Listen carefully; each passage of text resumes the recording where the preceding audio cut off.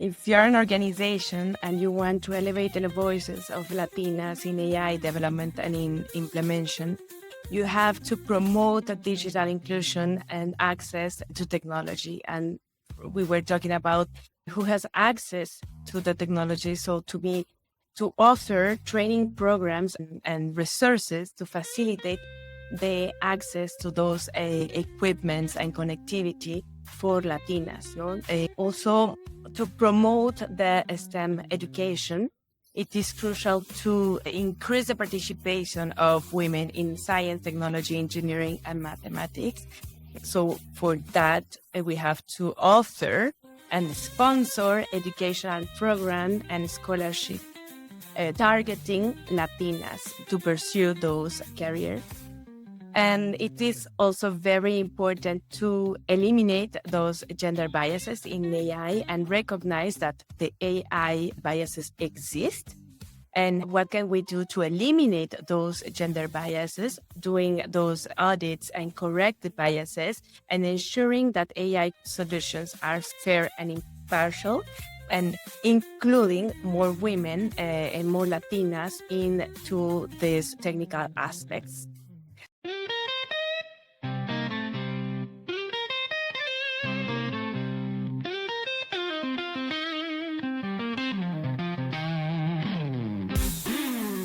Mike's got the hat, the AI kind. Unlocking power in business you'll find. Cut through the hype, explore the tech. Every week new ideas to check.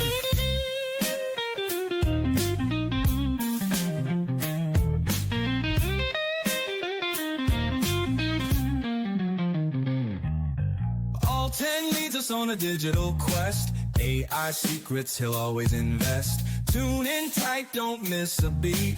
Knowledge groove, keep you on your feet. Listen up to the AI flow. Business growth, here we go. Cutting edge insights, that's the plan.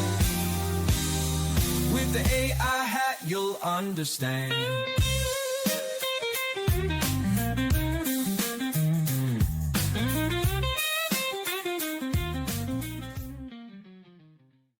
Greetings, program. Welcome back to the AI Hat podcast, where I selfishly use this time to pick the brains of experts at harnessing the power of AI across all areas of business, from streamlining operations and boosting productivity to gaining a competitive edge and driving explosive growth. Oh, and you get to learn too. Subscribe to be shown how to prepare yourself and your brand for this AI revolution and come out ahead. Now, have you ever wondered why some of the most innovative AI solutions still miss the mark for large segments of the population? The answer might lie in who's actually building and implementing these technologies. Today, we're diving into a crucial conversation about representation in AI, specifically why having Latina voices at the table isn't just about diversity metrics. It's about creating better, more effective AI solutions for everyone. Truth is, AI is reshaping every aspect of our world, from how businesses operate to how we solve complex social problems. But here's the challenge. When the teams developing these technologies don't reflect the diversity of our society, we end up with blind spots that can limit AI's potential and even perpetuate existing inequalities. And that's why I'm thrilled to welcome Dr. Nayana Guerrero, a pioneering researcher and educator who is not only studying these issues, but actively working to change them. Dr. Guerrero has made remarkable contributions to our understanding of AI's role in business and gender equality, including groundbreaking research on women entrepreneurs and business feminism using AI tools. She's currently shaping the next generation of tech leaders at the Tecnológico de Monterrey, while also serving as president of the Gender Equality Committee at the National Council of Women Entrepreneurs, where she's helping strengthen women's presence in Mexico's social and business sectors. Hey, Nayana, welcome to the show. Hi, Mike. I'm so happy to be here. I'm from Mexico City, and hi, everyone over there that are listening to this amazing podcast. So thank you, Mike, for having me here. Thank you. Absolutely. I'm so excited to dive into this with you. I know your doctoral research focused on using AI to study women entrepreneurs. What were some of the surprising insights that you uncovered about how AI can either perpetuate or potentially break down gender barriers? That's a great question, Mike. And well, AI can reproduce gender biases present in society. For example, it is very well known that Amazon had to shut down an AI-based recruiting tool because it unintentionally discriminated against women. The algorithm was trained on historical resume data where men predominated in the technical positions. We know that this is happening and leading it to automatically screen out women. So this type of behavior is known as gender bias in AI. So this is one of the key findings that we can identify about the lack of Latinas in AI, but also the gender stereotypes and career choice. We know that gender stereotypes, they influence women's career choices. So, and when we are talking about Latinas, we know that it has a huge impact on women's personal and professional choices. And also the third aspect that I would like to share, it's about the digital inclusion and the empowerment. To reduce the digital gender gap, it is necessary to foster capabilities and skills in the use of technology in general, not only AI, to boost technological prowess and to promote women's economic empowerment. And even it is even more important nowadays that AI is grounded and it's present in every single activity that we do daily. In general, this is that I would like to share about the different findings. Yeah, it's huge. It's impacting every aspect of life, and it's important that we understand the impact, how these models were trained, and how perceptions of different segments of society are having that impact. And so I'm wondering, how does your Latina heritage influence your perspective on AI development and implementation? Before going to that question, I would like to share because I finished I defend my thesis in 2022. So since then, okay, even if it was three years ago, a lot of things have changed. And a kind of recent 2023 report by Pew Research Center found that Latinas are pursuing STEM degrees at a higher rate than ever before. But even if there are more Latinas pursuing STEM degrees, they still face barrier in entering and advancing in AI careers. Because sometimes we think sometimes we talk about you have to pursue a career in science, technology, engineering, and mathematics. But it is like, okay, now I have the degree, and then what? No, how can I find a job in that? No, it's Yeah, another issue. So I think that this is also important to share. And absolutely. sorry, Yeah. No, please continue. and this is something that I wanted to share. And also about your question about how my Latina heritage influenced this perspective. So I think it is very important to underline the importance to understand the impact of the culture. And specifically, we have to emphasize how the Latina heritage influences the AI development and the implementation in ways that emphasize inclusivity, community, and cultural awareness. Because for the Latina culture, the values of family and community are crucial. It's like the roots. And AI must reflect that cultural aspect of the Latinas in how AI is built. For example, I think about how AI can address the unique challenges that faced by a Latina community, such as you can see in my case, English is the third language. So, such as language barriers. And this has also impacts on the healthcare access and also educational disparities, because we know that AI is created and in English. And even though if there is a growing in the US, for instance, even if there is a growing Latino community, like Latina population. So this is one of the aspects that we have so AI should focus on inclusivity, also on the cultural awareness in the design, as I was mentioning. Culture matters. So as you can say, I will mention a lot the aspect of culture. So AI systems, they need to understand and respect the cultural nuances to be effective. And well, we can also talk about the, as I was mentioning, the importance also that to include, to be diverse, to celebrate this diversity. I will always talk about the how rich is to have a diversity team, a diversity way of thinking, even. So my Latina heritage reminds me the importance of this representation, and also seeing more Latinas in AI and in tech leadership also inspire me, not only inspire me, but also inspire other Latinas to go further, to push for greater diversity in the tech field.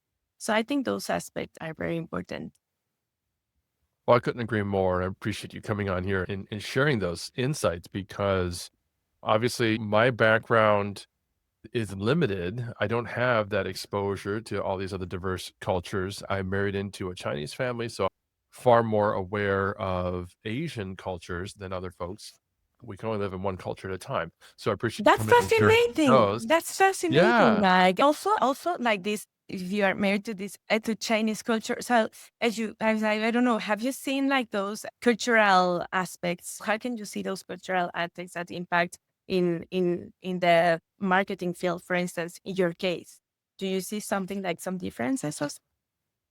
I see them more broadly in terms of perspectives of business and lifestyle and communication. My in-laws actually live with me, so we've had very intimate familiarity with Chinese culture and their perceptions in family, their perceptions of business, what's right and wrong, how to communicate. It's very different from myself, my own upbringing, and of course, other cultures. Yeah, so not so much marketing specifically, but definitely challenges and differences when it comes to entrepreneurship. And we actually had on a previous episode, Kenzie Soderberg talking about women in AI and women entrepreneurs who are struggling with AI or succeeding with AI, but having those different perceptions of AI. I'm wondering what specific challenges do Latina entrepreneurs specifically face when trying to adapt or implement AI solutions?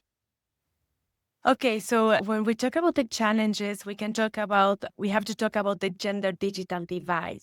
And the gender digital divide impacts the three aspects: the access to tech, the use, how we use tech, and the creation of technology. Because, first of all, we are talking about the access. Who can have access to AI, for instance? No? And let's be honest, there are tons of apps over there in the market, but in most of them, of course, it's a business and you have to pay for those apps. So, okay, I can pay for this app, Grammarly, for instance, but also I have to pay for this other app and then for this other app and then for this other app. And then you like Mhm. use everything. It's something. Who can pay for that?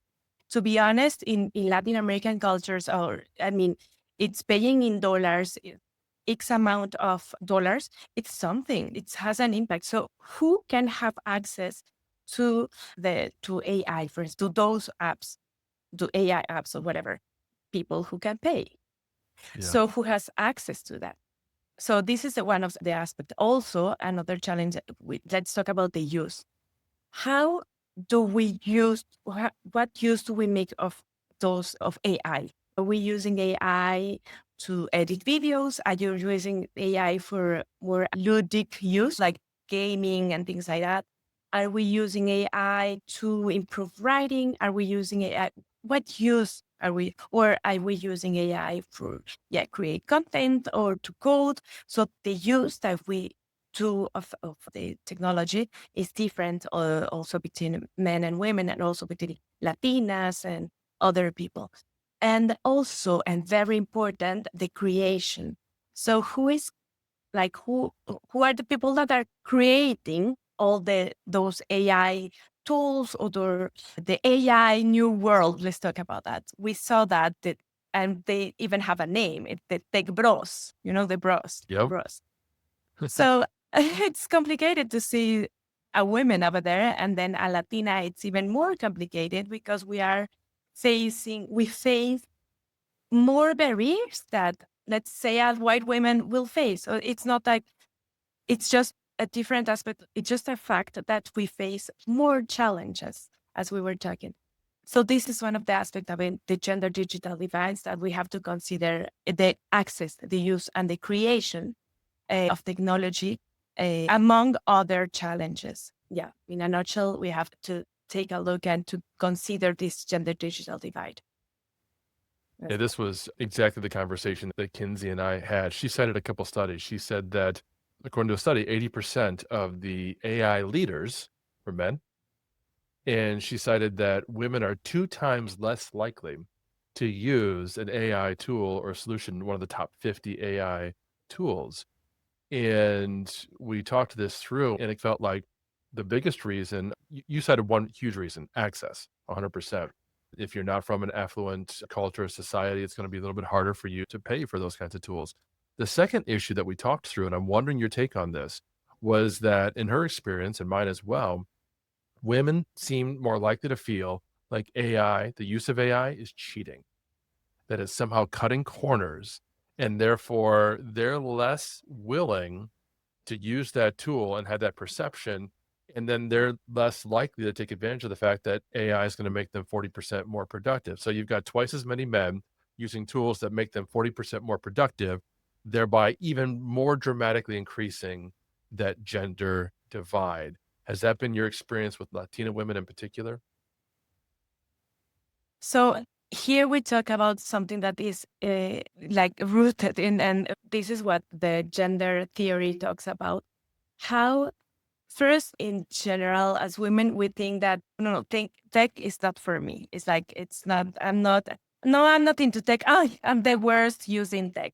This is not for me. Too complicated. But it's like no, it is something that sometimes because so okay. So everything is related. If since we were born, we like culture, those aspects of the culture says that okay, if it's a girl, we're gonna give the baby girl like something that is very stereotyped, like I don't know, a kitchen or something that will use other skills. And if it's a boy, we're gonna give you like those two juguetes, like a Lego or something like that, no? So a Right. Lego to Sure. build, to develop. To So build. yeah, Yeah. to build. So the toys. So since you are a kid, you will develop different skills. And it is not like in general in society we need the different skills. But this in the future will have an impact in your decisions or in how you face different challenges. Because if you develop this very like skill to build things like very fast since you were a kid, and then you're a teenager or whatever, you now have that in your roots. You will develop the skills that you already developed it when you were a kid. So I lost the question. What was your question? I No, started no, that it's okay. question. No, because it's fascinating. You're absolutely right. So there's cultural differences. There are ways that we perceive genders in society. And just, I was just curious if you'd seen the same issue with Latina women in particular, that they are averse to using AI because they feel like it's cheating. And it sounds like that's a perception that crosses all cultures. Yeah, it's just like yeah, there is again we're talking about the use, the use how Yeah. we use AI, and also there is a differentiated use of technology, and not only between men and women but between cultures. In Latin America, for instance, we use a lot social media, but as users, not as creators, for instance. So we are consumers, and so the use is very different. Also, the apps women use are more likely to be related with society and with beauty and care for wellness. And men usually are in a higher level, use, for instance, apps or things related to finance, related to gaming. So there is a differentiated use of technology. And as Latinas, of course, there is and even more undifferentiated use of that.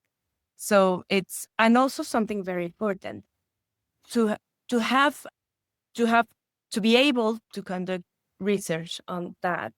We have to have disaggregated data. We have to be able Yeah. to, you have to be able to go deep into downloading, for instance, not the reports of, okay, who are using, no?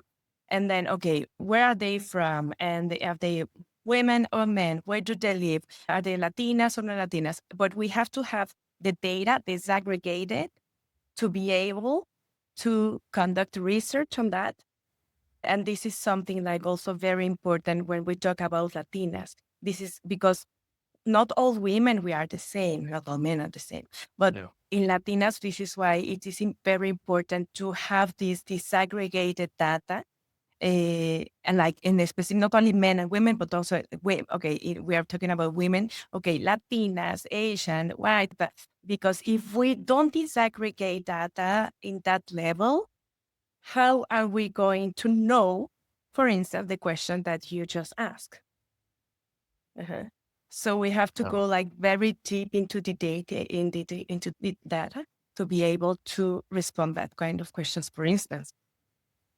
Yeah. No, absolutely. We're making the argument here that with more diverse representation, these AI applications would be better. Can you share some examples of how they might have been better designed if they'd had more diverse input during development? Yeah, for instance, and let's talk about the importance of having diverse data sets for facial recognition. No? That will make the word like equally well for all the different skins. Joy Bulwani, I hope that I pronounce it well. She has a whole book in that regard. Also, voice assistants. No, it's important. Yeah. In my case, for instance, my English is like from everywhere because I was born in Paris, and then I have lived in 5 different cities, and I studied in the French school. So I learned English in French, but I'm Mexican and French. It's a crazy accent. So, but including more accents and dialects also help to understand everyone better. In Spanish, also Spanish is not the same the Spanish Spanglish that we talk in sometimes between the Hispanic people in the US, that they speak Mm, Spanglish, like they mix between Spanish and English, but it's not the same as the Spanish that the Spanish of Spain or the Spanish of Mexico. We have like different ways to express ourselves. So I think that this is also very rich, and then it is very about the culture, about the roots of the culture, because the way we talk and the way we express ourselves, like as a culture of as a society in general, is also the way we see the world. So all those aspects of the language is important to be that they are reflected in AI, in the technology, because otherwise, this is why when we read a text, we can see, oh, this was written by AI, because it lacks this digital thing that is part of the culture that makes it that, oh, okay, I know that it was a Mexican people that wrote that, so what is talking about it, because this is what this that makes unique and that makes us human, and in the end, also it's important that. So yeah, yeah. let's just take those 2 examples. Yeah. No, that's absolutely right. Like I mentioned, my wife's from Hong Kong. She was born there. She moved to the United States when she was 4 or 5 years old. So she grew up here, but English was technically her second language. And when Alexa first came out, it did not understand her at all. She was constantly fighting with it. And it's not like she's got this thick Chinese accent. She does not, but it's different enough, right? When she's speaking in English, that and just the way that she pronounces certain words or whatever, the nuance there is different enough that early Alexas really struggled with her. That's improved over time, but to your point, it didn't come out of the box Yes. understanding other kinds of cultures well, other dialects, that sort of thing. But I love that you mentioned growing up and going to school in Paris. What's the role then that you think educational institutions play in preparing, let's say, the next generation of Latina tech leaders? I deeply believe in education and how education can, of course, open you to a whole new world. Educational institutes, they play a huge role in preparing the next generations of Latinas and tech leaders. And for example, access to STEM education. It is very important that to have access to the science, tech, and engineering and math education. There is a research that underline it is at 13 years old when a girl decide not to pursue a career in tech. So 13. When you're 13 years old, it's a crucial age to consider, okay, why women decide not to pursue STEM education. No? So to have access to education in early stages is extremely important. Also, and when we talk about the STEM education, we also talk about the scholarship and financial support. It's important to have access to scholarships for Latinas students, also because we know that Latinas in the US, it's a minority, and the college in the US is extremely expensive. So to have access to also to paid internship and to participate in the different boot camps that companies can offer, it's also important. And something that is we have also to underline is the mentorship and the role models. Oh, yeah. When you see someone like expressing, "Hey, I did this, and this means that you can do that too," I think it's just like it with you, Mike. I see how you have like 5 different podcasts and you have like it's like, how do you do that? I mean, it's like it's inspiring. You inspire me Hmm. through your podcast right now to like just like listening that you have 5 different podcasts and you do that in a very ultra professional way and you have like you are doing like by yourself. It's like, oh, let me tell you, Mike, you inspire me. Es que mean, so it's just like the same with mentorship and role models for Latinas. It's just like me, come on, right now. It's like I'm doing this podcast and I'm very grateful with you, Mike. Even though if English is my third language. My first language is Spanish, then French, and then English.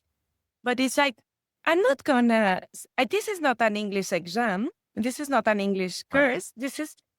For me, I have a voice and not the language barrier will not stop me.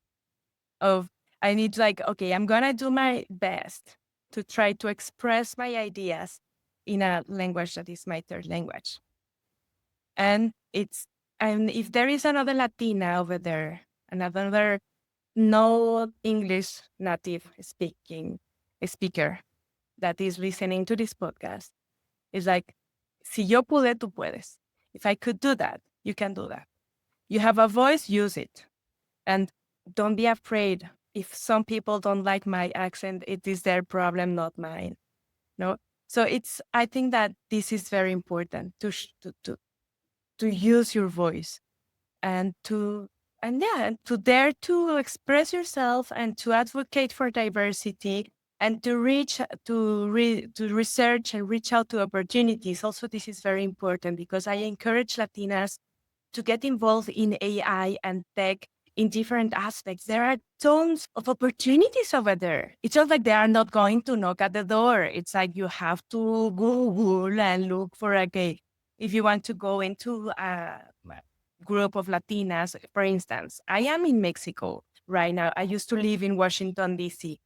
But since I am now in Mexico City, I was looking for a group of Latinas in AI, and I couldn't find a Latinas in AI in Mexico. So there is one, but there is another one in Colombia that there are like a lot of Latinas over there, like sharing a lot of things and even doing webinars. And so I asked him, I text them, I send a WhatsApp because in Latin America, WhatsApp is like for everything. Yep. So I sent a WhatsApp, hey, can I get into this WhatsApp group, even though if I'm Mexican? And I'm, yeah, sure, come. And now like we live in such an interconnected world that you have to look for opportunities, and also very important to celebrate success. It it's cel- and it's you have to share also what you did it or what you have done, because if you don't share it, because something this is something also very Latina, that you have something, it's great, but you have to lower your voice, and it's don't brag about your work. No, share it. Mm. Because if you don't share your achievements, nobody will know that they exist, that you achieved this or that. So also this is important, like to share about. Yeah. So if we can see like about your question, so a educational institute, they can help Latinas in those different ways. Folks, go back and listen to that entire segment again. Nayana was helping us and inspiring us in so many ways. Folks, we're talking with Dr. Nayana Guerrero about the challenges that Latina entrepreneurs face and their opportunities with AI. And I've got several more questions you aren't going to want to miss. But first, a quick word from our sponsor. This episode of AI for Business Leaders, the AI Hat podcast, is brought to you by Magi. Tired of juggling multiple AI subscriptions and trying to figure out which tool to use and when? Magi simplifies AI for businesses by offering access to all the leading language models and image and video generators for one low price. With Magi, you can create custom instructions to personalize AI for every business need and use them across all LLMs, including ChatGPT, Gemini, Claude, and even DeepSeek. No more building custom GPTs or gems that are limited to just one platform. Magi also lets you create customized workspaces for your entire team, giving everyone in your organization access to the same AI assistants and tools and prompts. Ready to streamline your AI workflow and empower your team? Tap the link in the show notes to visit Magi today to learn more. And now, back to the rest of today's episode. So, Nayana, let's just suppose for a moment that you could talk directly to OpenAI, Google, Anthropic, because of course they're all listening to this podcast. How can they ensure that they're creating truly inclusive AI solutions that serve all kinds of diverse populations, including yours? If you're an organization and you want to elevate the voices of Latinas in AI development and in implementation, you have to promote a digital inclusion and access to technology. And we were talking about who has access to the technology. So to offer training programs and resources to facilitate the access to those equipments and connectivity for Latinas. Also, to promote the STEM education, it is crucial to increase the participation of women in science, technology, engineering, and mathematics. So for that, we have to offer and sponsor educational program and scholarship targeting Latinas to pursue those careers. And it is also very important to eliminate those gender biases in AI and recognize that the AI biases exist. And what can we do to eliminate those gender biases, doing those audits and correct the biases, and ensuring that AI solutions are fair and impartial, and including more women and more Latinas into these technical aspects. So as you can see, it's like a little circle. And also to create and support mentorship networks, to have funding for those mentorship networks and establishing the mentorship programs and support networks for Latinas in the AI field. It is super, super, super important, because as Latinas, as we were talking, the community, it is very important. So in the end, mentoring networks and those programs are communities. So also in the Latinas culture, it is even more important. So it has a more impact, it has an even more impact in Latinas. And of course, to promote female leadership, to promote the participation of women in decision-making positions, and encourage also, not only encourage the female leadership, but also to give them the all the ground that they feel to be able to, for women, for Latinas to be able to be in those positions. Because if you are in a leadership position and you have a kid, someone has to take care of this kid.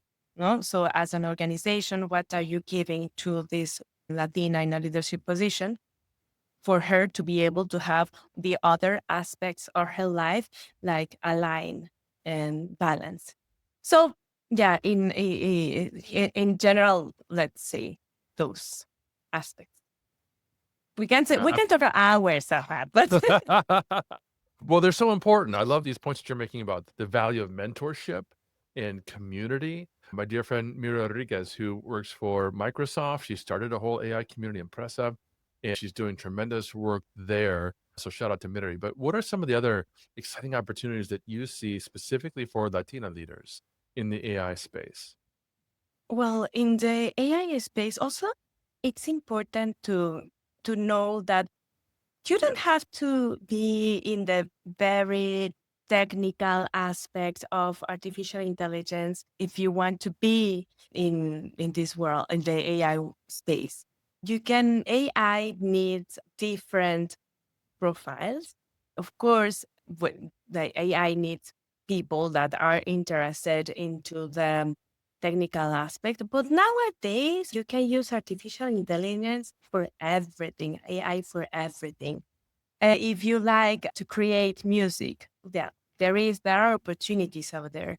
If you want to do international partnerships, okay, was as a Latina League, there you can foster collaborations within AI communities in the US, in Latin America, in different worlds, as I was mentioning. I am connected with people with people, even in Sri Lanka. So it's like in Sri Mm. Lanka, Ghana, Colombia. So also, and I think there is a growing opportunities for Latina entrepreneurs to create AI startups specifically focused on solving problems that are relevant to Latina communities. There is a lot of opportunities for AI for social good to leverage and address those social issues, such as I was mentioning at the beginning, the healthcare disparities, also education aspects, access, and the economic equality. So there are so many problems in the world that there are opportunities over there that we can address, and we need leadership and representation of Latinas in the AI space for sure. So opportunities are those. Yeah, it's funny because when people ask me, what do I think about AI beyond just pure helping me every day with business stuff? This is what makes me most excited is the big problems and even the little problems culturally, worldwide, societies, whatever, that AI is going to help us solve. All of a sudden, abundant, virtually free energy, completely unlimited supplies of clean drinking water to anyone around the world that needs those things. Talk about being able to suddenly elevate cultures and societies that were previously considered third world and so on, because now, they're not suffering from a lack of those things that we take for granted here in many other societies. So I appreciate you bringing up that point. And also, Mike, in your case, for instance, you are helping businesses and people to use marketing in this AI world. Like, it is also a huge problem because, to be honest, if you don't have a presence in an online presence, or if you have it and you don't know how to communicate your digital profile, it, nowadays you have to have an online presence, a digital presence, and even more if you're a brand. Or what do you think, Maya? This is also a huge, and as it's not a problem, but it's a situation that we all face. What do you think about Yeah. that? And in fact, even more fundamental than that, one of the things I talk about often is that we're in the midst of the fourth industrial revolution. And when people started to talk about AI, I saw a lot of people saying things like, oh, AI is not going to replace you, and so on and so forth. And that reflects a lack of understanding of history. I went to school for history, so I understand history. I understand that perspective. Love it. Studied the first three industrial revolutions. And the fact is, people lost their jobs. When we came out as a society and we invented electricity or we discovered electricity, depending on your point of view, we no longer needed things like gas lamps along the city streets, which meant an entire generation of gas lamp lighting, people who would have to walk onto the streets with a long pole and light the gas lamps every night, they lost their jobs. When we invented the automobile, people stopped riding horses into town, which completely limited the need for stables and stable workers in those towns. People are going to lose their jobs today. They're already losing their jobs for folks who aren't paying attention. The World Economic Forum said that within the next 5 years, 92 million jobs will be lost or displaced due to AI. Now, there'll be 170 million new jobs created as a result of AI, which is a net gain of 70 plus million jobs in theory. So millions of people are going to have to upskill or completely find new careers and new forms of work due to this AI revolution. And that's important. And yeah, so it's critical that people like you and I are helping other folks understand that this isn't just a marketing tool. This isn't just a tool to help you study some data and analytics in your business. This is changing the very fabric of our society. Yeah, thank you for bringing that up. I know this has been really fantastic. I've got just one more question for you. You've already leveled so much terrific advice to folks that are listening, but I wonder if you could talk to the young Latinas for just a moment, folks who want to pursue careers in AI and tech leadership. What advice would you give them specifically? Well, we already mentioned the need, and then thanks for bringing that to the table. We have to upskill. The tech world needs your talent, your creativity, and your unique perspective. But if you don't know what is your unique perspective and what makes you, what is your talent, how the world will know that. So I think it is deeply important. It's very important for you as a Latina to stay curious, to work on yourself.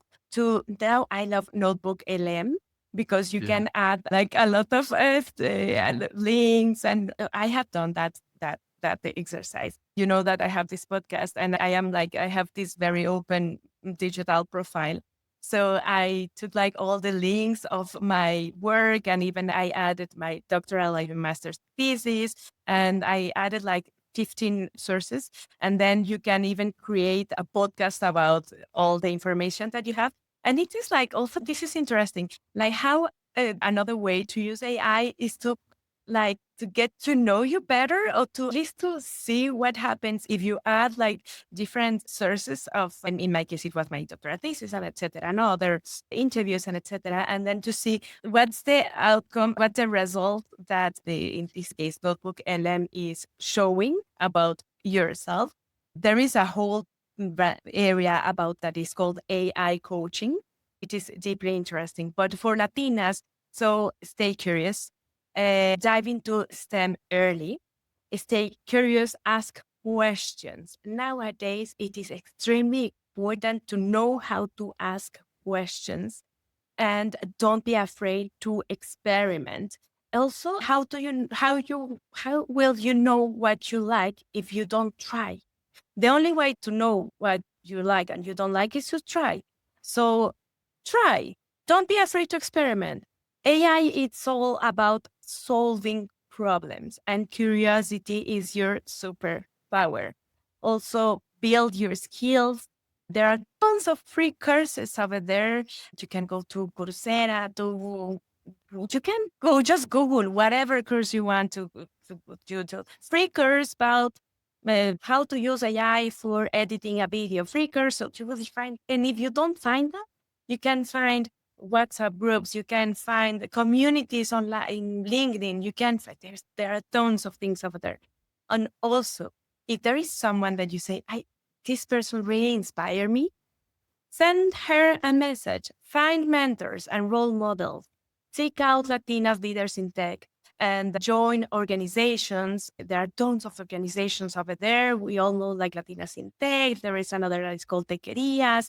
And remember that you don't have to go into this AI world by yourself. It is better to have a support system, and networking is also very important. But most of all, embrace who you are, embrace that how you are unique. And this unique perspective, it is your strength. Nobody is like, it's just like you. We all are unique in this world. So don't try to fit into a mold.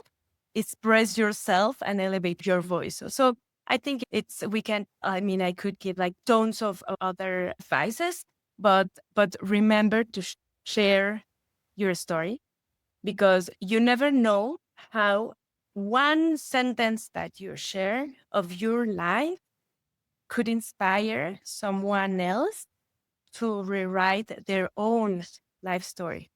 So the tech world is waiting for you, querida amiga. So yes, that's it. That's my message for the Latinas.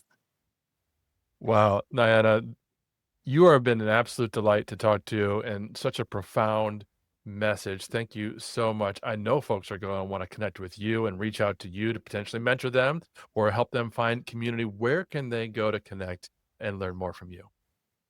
Well, first of all, Mike, thank you very much for this opportunity to be here in your podcast. I love your podcast. I listen to this when I'm driving in Mexico City. We drive a lot. So if you want to reach out to me, so you can Google my name. It's Nayana Guerrero, and I have my website, nayanaguerrero.com. You can reach out to me through LinkedIn, through Instagram. You can send an email to me. Everything is by Nayana Guerrero. In Instagram, I'm as Nayana Guerrero PhD. In LinkedIn, is Nayana Guerrero PhD. My website, you will find. You want to know my life? There, like just Google my name, Nayana Guerrero, and this is what it is. What you see here and you see there, this is who I am. So I would love to connect with anyone over there. And I love to be a connector too. So yeah, please feel free to reach out to me. And thank you, Mike. Thank you for creating this space that is very important nowadays. You're so welcome. Thank you for coming. Thank you, all of you, for listening. As always, of course, we will have all of Nayana's incredible links in the show notes below. But remember, if this is your first foray into the world of AI and business, I've got the perfect resource for you in the show notes below, the AI Primer, designed to quickly get you up to speed on the terms, the techniques, and the technology that is powering this AI revolution. Check it out, and I'll see you in our next episode. Welcome to the Grid. That's a wrap on another episode of the AI Hat Podcast. I hope you gained some valuable insights and actionable strategies to boost your business with AI. If you enjoyed the show, please subscribe, leave a review, and share it with your network. And don't forget to visit theaihat.com for more resources and to connect with me. Until next time, keep innovating, and remember, the future of business is human and it's powered by AI.